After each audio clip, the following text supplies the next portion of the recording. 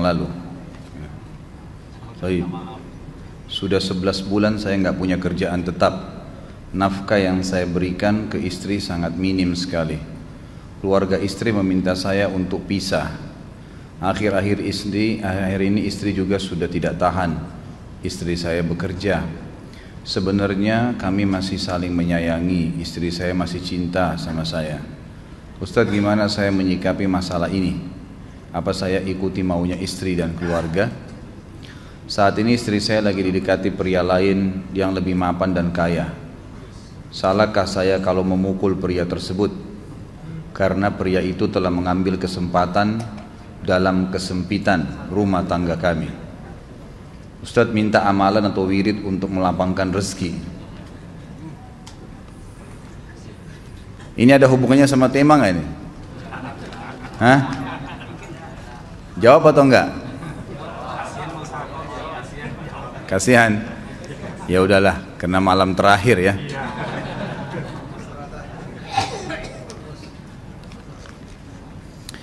Yang pertama sekali, saya menyarankan Anda saran dari laki-laki ke laki-laki. Prinsiplah dan jangan merendahkan diri di hadapan wanita. Maksudnya begini, pada saat seorang wanita yang menjadi istri Anda membutuhkan Anda, tunjukkan kebutuhan kita 1000 kali daripada dia. Dia sayang, dia perhatikan, dia siap berkorban. Kita harus 1000 kali lebih hebat daripada itu. Laki-laki memang penaung. Tapi kapan dibalik?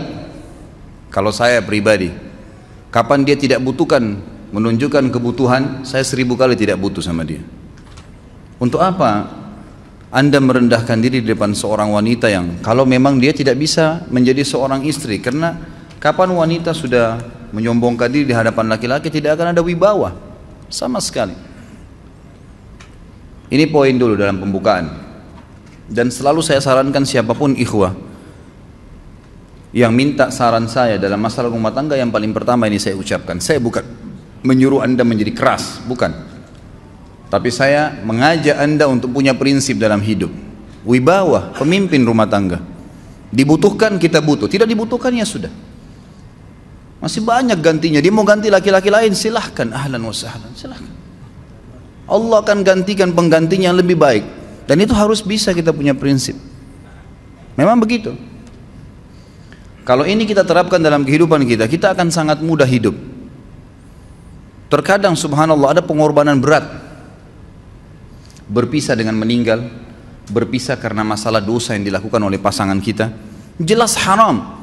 Kalau ada seorang istri hanya karena masalah suaminya kekurangan ekonomi mau berhubungan sama laki-laki lain, wanita apa ini? Cinta itu pengorbanan, kasih sayang, bukan hanya pada saat mampu kemudian disayang, pada saat tidak mampu kemudian ditinggal. Subhanallah. Hati-hati, hukum Allah subhanahu wa ta'ala berlaku. Akhwat yang jadi istri, ikhwah yang jadi suami harus tahu pasangan kita itu punya Tuhan sebagaimana kita punya Tuhan yang sama. Dan Allah itu maha adil. Memang dalam kehidupan kita ada naik turunnya. Dan makna cinta adalah pengorbanan. Itu sebenarnya. Kalau hanya kita kantongnya lagi penuh kemudian disuka sama istri, pada saat lagi tipis, lagi masalah kemudian dia mau berhubungan sama laki-laki lain, na'udzubillah min dzalik. Wanita apa ini? Kalau saya tidak naungin. Kalau saya nggak naungin. Kamu mau sama dia silahkan, ahlan sahlan, silahkan jalan. Kalau saya, istri saya sangat tahu prinsip saya. Kalau kamu merasa ada laki-laki lain yang kamu anggap baik, atau kamu mau ingin memasukkan pendapat keluargamu dalam rumah tangga saya sehingga kedudukan saya sebagai suami tidak didengar lagi, silakan pilih keluarga kamu. Tidak ada masalah. Jadi jangan jadikan sebagai beban. Oh, nanti kalau pisah saya hidupnya bagaimana? Saya melarat. Ini kenapa ini? Saya mati kalau nggak sama dia, ya mati bener nanti. Gila kalau nggak nikah sama dia, gila kalau siapa ini? Ini kenapa ini? Keluar dari bingkai hidup itu. Seorang muslim itu hidupnya mulia. Dia dihormatin, dia menghormatin. Dia dihina, tinggalkan. Allah SWT tidak menyuruh kita menghinakan diri, tidak boleh. Kalau wanita ini misalnya, istri ini yang dikatakan tadi masih mencintai suaminya, dia hanya sekedar minta kerja, ya, garis bawahi kalimat ini ya. Dia hanya sekedar minta kerja untuk membantu nafkah rumah tangga, ahlan wa sahlan, jempol, nggak masalah, bagus itu. Sampai suaminya mapan, itu baik. Tapi dalam kondisi masih status istri punya hubungan sama laki-laki lain, naudzubillah min dzalik. Mana ghirah, mana kecemburuan positif yang telah Allah pelihara dalam diri kita, nggak boleh. Pada saat seorang sahabat pulang ke rumahnya mendapatkan istrinya selingkuh dengan laki-laki lain, tidak disebutkan apakah berhubungan biologis atau tidak, tapi yang jelas sahabat ini sampai kaget masuk ke rumahnya temukan ada laki-laki lain. Dia bingung mau lakukan apa. Dia pergi ke Nabi SAW lalu berkata, ya Rasulullah, saya pulang rumah istri saya lagi sama laki-laki lain. Maksudnya dia pandu saya harus buat apa nih? Apa yang terjadi? Subhanallah, Sa'ad radhiyallahu anhu sahabat Nabi mulia menghenuskan pedang mengatakan, ya Rasulullah, kalau terjadi pada rumah tangga saya akan penggal dua-duanya. Dua-duanya saya penggal nih. Tapi di sini ulama bilang saat ingin menghukum kalau terjadi pada keluarganya dengan penggal ini, bukan maksudnya dia menghukum secara individu, maksudnya dia, saya ingin terapkan hukumnya Allah, dirajam, dibunuh karena mereka sudah menikah dan berzina.